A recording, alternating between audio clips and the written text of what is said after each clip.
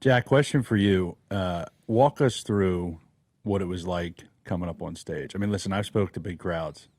Never a crowd like that. I mean, I'm assuming that was the largest crowd you've ever spoke to. And what was that like emotionally? You know, what was it like emotionally? It was just, it was interesting because, that's what Charlie was always doing with me before, right? He was putting me in front of bigger and bigger crowds. He would be building the crowds. And then he shared his platform. He's like, Cliff Maloney, get up there. Jack Posobiec, get up there.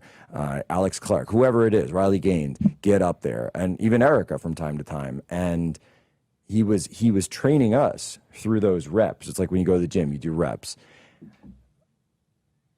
And so it wasn't the crowd that I was worried about, or the cameras, or any of that. I just wanted to do it right for Charlie. Mm-hmm.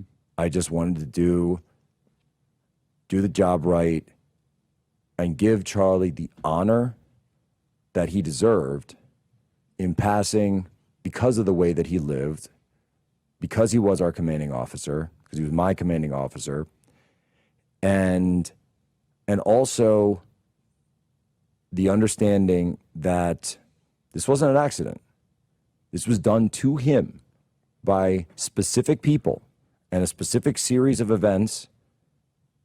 And it's that group that's standing between us and actually being able to unite as a country. And that's what I talked about. I said, they are splitting Western civilization. And I wanted that all to get across, and that line, I guess, where, if you take Charlie down, who's going to replace him? Every single one of us. Mm-hmm. Every single one of us is going to get up on that line now, because Charlie was able to give us that last extra bit of courage to say, all right, now I'm going to step up. And so I knew that Charlie was with us, and that it didn't matter what I thought, because I could hear Charlie's voice in my ear saying, Jack, get out there. Mm-hmm. And that's it. You got to do it. Yeah, and like I said, I thought your speech was great. I think that was probably the message I took away the most, as you saying that. Well, all of us are going to replace him. And I think everybody's got a piece that they got to bring to the puzzle here that puts it together.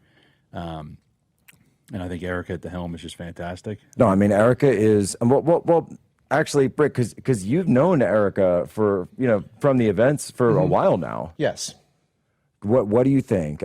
I think Erica is perfect for this. What are your thoughts on Erica Kirk taking the reins? Look, I'm all for it. She has the resolve. She's got the strength. She's got the experience of doing the events and doing the shows here. But I think, we're just going to have to wait until she self-defines how much she wants to do. Because now she's going to be parenting her children as it's well. impossible. And it's so, can we expect the same type of media cadence out of her, event cadence out of her, as we could with Charlie? Probably not. That may not be realistic. We'll see. Right. I'd say may not. But so what's so remarkable about this is you watch someone and you think about it, right? There's the burden of running a massive organization like that, with all the chapters and the high school chapters and donors and all the rest. Cliff, you know how that goes. A lot of time on the road. And just time on the road that it takes. Plus, having two young kids beyond the immediate, but just the needs of two little children. The blueberries on the sidewalk today when I saw them, man, that crushed me. Yeah. And the grief, right? Her own personal struggle that she has to go through of losing her husband. And then having to somehow try to explain that to children. I told my kids, I said, my 7-year-old, he gets it a little more, and I was able to say, look, I was able to explain the facts of it to him. And I said, Uncle Charlie closed his eyes, and when he opened them, he was in heaven. And I could see my 7-year-old Jack, and he just had this, this little smile, but like a little tear in his eye. With the 4-year-old, it's tougher when they're that little, and they just don't understand things. And I said, look, The way I said it to him was, God's got a big fight coming up. God's going into war on the spiritual side, and he needs his biggest warriors in his army right now. And that's why he needed Uncle Charlie up there and Hulk Hogan. And Oh man. and it's okay, so he's in God's army now. And for a 4-year-old, for a boy at least, right? That's something that he can wrap his mind around. But they don't understand scale, they don't understand, time or any of this. And I love the fact that they got to meet him, that they got to know him a little bit, and that we have these videos now. And well, you actually, let's bring this up because you have a great idea, which I don't want to get ahead of anything, but may already be in the works regarding an app that we could use for this gigantic body of work that's out there of Charlie. Correct.